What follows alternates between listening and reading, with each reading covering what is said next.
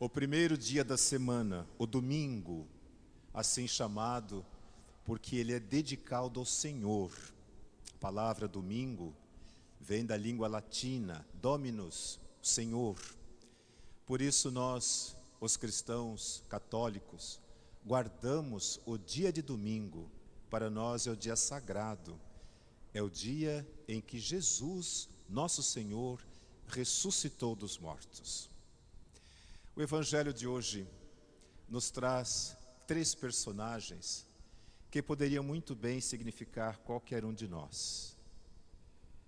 Em primeiro lugar, Maria Madalena, que foi ao túmulo ainda de madrugada, no escuro. Foi para prantear, foi para chorar a perda de um ente querido. Para ela, a morte é o fim. A morte põe termo à vida.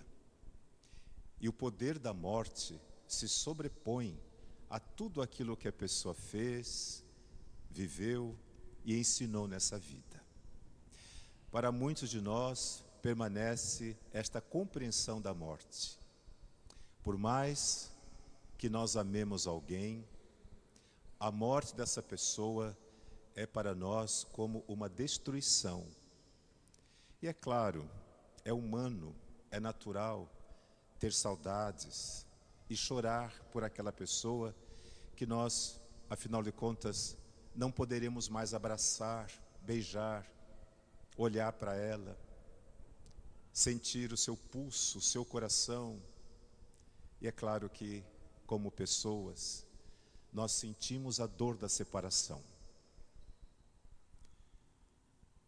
Pedro, segunda personagem importante dessa história, é aquele que, tendo ouvido dizer que o Senhor não estava no túmulo onde fora colocado, correu e às pressas entrou no túmulo e constatou que ele estava vazio.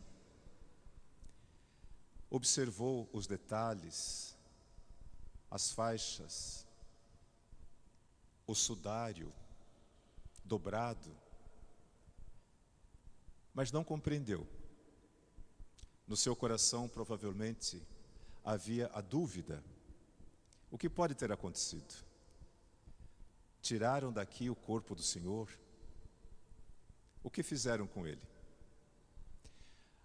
As dúvidas fazem parte do nosso imaginário. É assim que nós buscamos a verdade das coisas. A ciência se baseia na dúvida, até que haja comprovação do objeto pesquisado. O caminho da fé é diferente. E nós o vemos agora nesta terceira e central personagem desta passagem bíblica, o discípulo amado.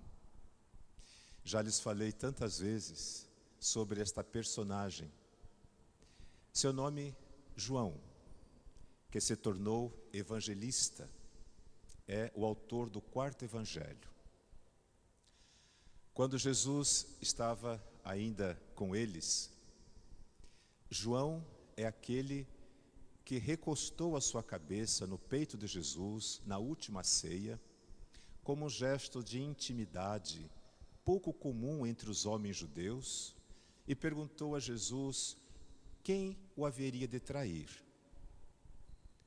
João também é aquela personagem que ficou diante da cruz ao lado de Maria, a mãe de Jesus. Não fugiu como os outros homens o fizeram. Estava lá em pé diante da cruz e ali permaneceu. João é esse que, quando Jesus ressuscitou e eles não o reconheciam, porque o seu corpo glorioso não se deixava conhecer, João o reconheceu quando o viu na praia. Jesus estava ali, preparando a refeição, assando um peixe, e os discípulos chegaram assustados e se perguntando quem seria essa pessoa. João o reconheceu e disse: é o Senhor. João ainda é aquele que recebeu de Jesus o mandato. Esta é tua mãe, disse Jesus da cruz. Este é teu filho, disse ele a Maria, sua mãe. João, de fato, a tomou sob seus cuidados e até o final de sua vida, ela foi cuidada por João. Naquele tempo, os familiares de um crucificado também eram considerados amaldiçoados.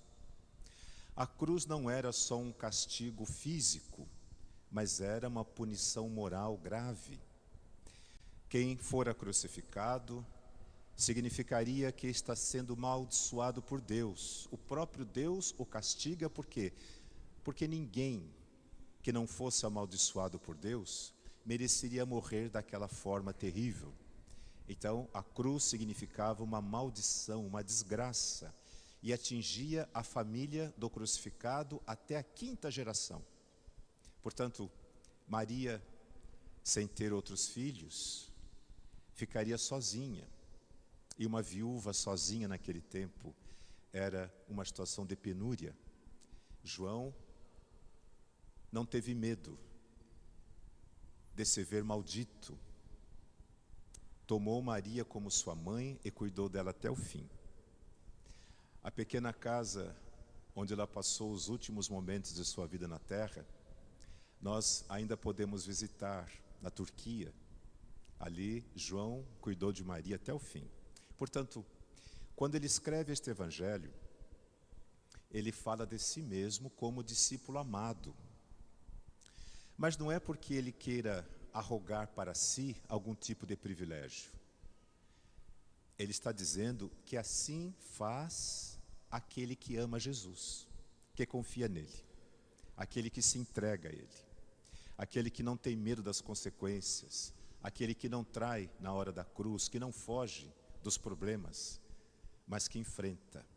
Por isso é que ele se autodenomina o discípulo amado, significando que todo aquele que, como ele, for fiel a Jesus, também será amado. Mas o que faz dele ser a figura principal desse evangelho? O fato de que ele não precisou entrar no túmulo. Ele viu o túmulo aberto e acreditou. Essa é a diferença, o caminho da fé. Primeiro a gente acredita, depois a gente busca as provas. Quem não acredita jamais poderá compreender, ainda que um morto ressuscite. Isso disse Jesus. A fé é que abre os olhos da nossa compreensão espiritual.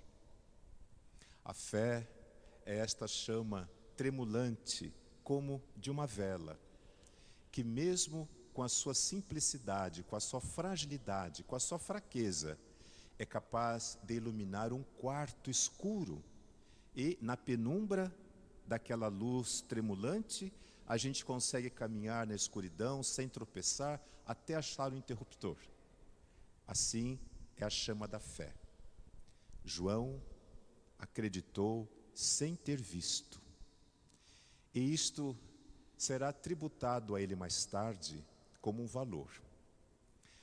Na sequência dos domingos que vamos celebrar a Páscoa, como eu já lhes disse, serão 5 semanas, nós vamos ver, numa das aparições de Jesus aos seus discípulos, este que se chama Tomé, que não estava com eles da primeira vez, vai dizer: eu não acredito. Se eu não puser a minha mão nas chagas, se eu não puser a minha mão na ferida aberta do seu peito, eu não vou acreditar. Lembra-se disso? Então, quando Jesus apareceu pela segunda vez, Tomé estava com eles. E a primeira coisa que Jesus faz é mostrar as mãos e abrir o lado para que Tomé então tocasse a sua chaga, a ferida feita pela lança. E a palavra de Jesus a Tomé e a todos nós: feliz aquele que acreditou sem ter visto. João o discípulo amado. Nós, se não fizermos a experiência pessoal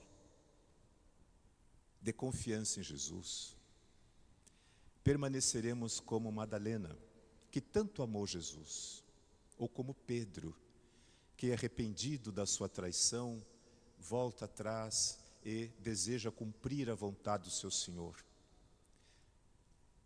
Mas se nós não fizermos essa experiência pessoal, íntima, com Jesus, nós sempre teremos dúvidas. Sempre estaremos como Maria Madalena, chorando a morte de uma pessoa querida. A morte com efeito para nós é terrível. Nós não fomos feitos para morrer, não foi para isso que Deus nos fez. Mas Ele permitiu que passássemos pela morte para ressuscitar.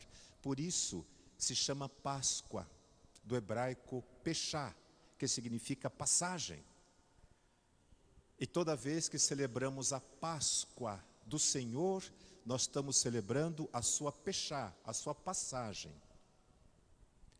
O túmulo aberto significa que a grande pedra foi retirada. A pedra que selava o túmulo significava a divisão entre os vivos e os mortos.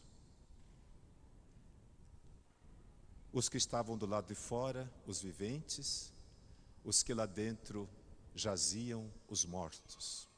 Mas Jesus tirou a pedra, dizendo que a vida é uma continuidade. De alguma forma misteriosa, nós estamos ligados a todas as pessoas que nos precederam neste mundo e que estão na mansão dos mortos, aguardando a feliz ressuscitação. Para lá também nós iremos um dia, mas não teremos medo, porque sabemos que Jesus estará conosco. Ele prometeu, não nos deixaria sozinhos. Para nós a morte é o sono, é o descanso. E nós aguardamos a chamada de Cristo para a ressurreição. Jesus visitou a mansão dos mortos, mas não ficou lá. Por isso nós dizemos, ressuscitou. E as testemunhas o garantem. De fato, nós o vimos. Ele está no meio de nós. Então, ainda que a morte permaneça para nós como um mistério, ainda que a separação de um ente querido nos traga sofrimento, ainda que o nosso coração marcado pelas saudades guarde cicatrizes por toda a vida, a esperança da feliz ressurreição nos anima e nos motiva a continuar, como quer que seja a nossa vida. Então, vale a pena viver, vale a pena enfrentar as dificuldades, vale a pena confiar na mão de Deus que nos dotou de dons, de poderes que nós mesmos desconhecemos e que muitas vezes só são despertados mediante o sofrimento. Quando o soldado lancetou Jesus, abrindo o seu coração, de lá escorreu sangue e água, mas também os 7 sacramentos da igreja estavam no coração dele. Foi preciso que uma lança, um instrumento de morte, ferisse o seu coração para que lá jorrassem os sacramentos da igreja, a salvação, o batismo, a Eucaristia, a ordem, crisma, o perdão dos pecados, matrimônio, a unção dos enfermos, tudo estava no coração dele. Às vezes o nosso coração também precisa ser de alguma forma lancetado, ferido, quer pela saudade, quer pelo fracasso, quer pela doença, quer pelo casamento desfeito, quer pela redução do nosso status social, para que então sim, surjam as forças, com as quais Deus nos dotou para enfrentarmos as dificuldades dessa vida, então sim nós saberemos quem somos. Foi assim que os discípulos também se descobriram capazes de continuar a missão de Jesus. Feridos pela dor da separação do seu Senhor, eles encontraram em si recursos para acreditar e foram capazes de perceber os sinais que talvez de outra forma passaria desapercebido por eles. Então, o ditado que diz, muitas vezes, olhos que choram enxergam melhor a realidade, se torna verdadeiro quando nós pensamos na cruz. Páscoa, portanto, é razão para continuar a vida. Tirar a pedra que nos impede de caminhar, de olhar para o outro lado, de acreditar no futuro. Papa Francisco, numa dissertação, numa exortação sobre a Páscoa, nos ensinou dizendo assim: Páscoa é a remoção das pedras, pedra que sepulta o túmulo, mas também pedra do ódio, pedra da injustiça, pedra da discriminação, pedra da violência e tantas outras pedras que nós permitimos que fechem o nosso caminho e nos impedem de olhar adiante. Como é que se retiram as pedras do nosso caminho? Perdão. O perdão é o antídoto contra o mal. Quando a gente não consegue perdoar quem nos ofendeu, aquele princípio permanece ativo em nós como uma química corrosiva. E sem nos darmos conta, ele é capaz de destruir todo o bem, toda a boa intenção que nós temos. Mas quando nós temos a intenção de perdoar alguém, Deus vem em nosso socorro e nos ajuda a nos libertar deste mal, desse princípio ativo que é o desejo de vingança, a raiva, o preconceito e todas essas coisas que nos impedem de ser família, de sermos irmãos.